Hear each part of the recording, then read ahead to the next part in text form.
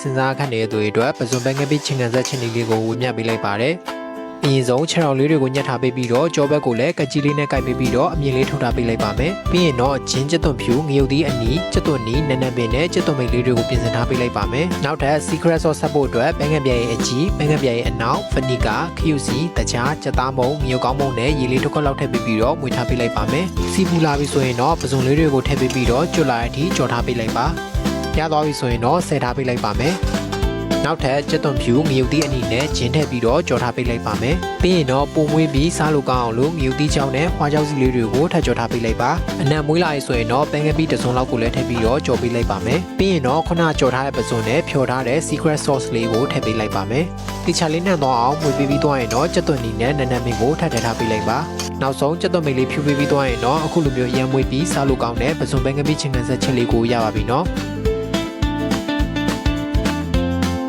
ပစွန်ကိုဘလို့ချက်ဆိုင်ကောင်းမလဲစဉ်းစားခန့်နေတဲ့သူတွေအတွက်ပစွန်ပဲငပိချင်ကန်ဆက်ချင်းလေးကိုဝေမျှပေးလိုက်ပါတယ်